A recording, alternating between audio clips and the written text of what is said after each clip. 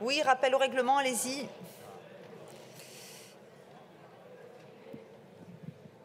Merci Madame la Présidente. C'est un rappel au règlement au titre de l'article 89.4 de notre règlement. Ce qui se passe avec cette PPL est très grave.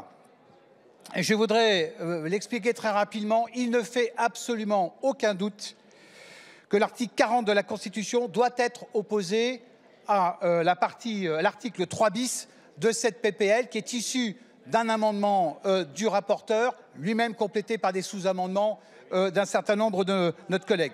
Cet article étend le bénéfice de la TRVE à toutes les, et donc le bouclier tarifaire à toutes les PME jusqu'à 5000 salariés. Je ne suis pas là pour juger de l'intérêt ou pas du fond de cet article, juste dire qu'il crée de toute évidence une charge publique et d'évasion massive pour les finances de l'État.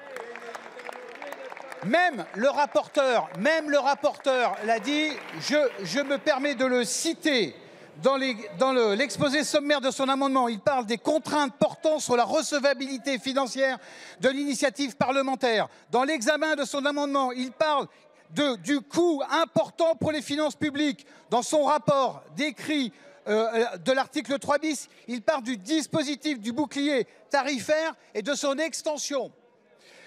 Monsieur Boulou, d'ailleurs, parlait aussi de cette extension. Même le président de la commission des finances précise, a déclaré irrecevable au titre de l'article 40 un certain nombre d'amendements qui étendaient aussi le TRVE. Donc, malgré cela, le président Coquerel a déclaré ces amendements recevables et contre l'avis ce matin du bureau de la commission des finances, il a refusé de retirer du texte l'article 3 bis de ce texte. Je pense que c'est un précédent extrêmement grave pour nos institutions. C'est une violation très claire de l'article 40 de notre Constitution. Nous sommes là pour faire la loi. Nous sommes aussi là pour respecter la loi. Mes chers collègues, donc je souhaiterais que le bureau de la Commission des finances soit de nouveau réuni pour statuer sur cette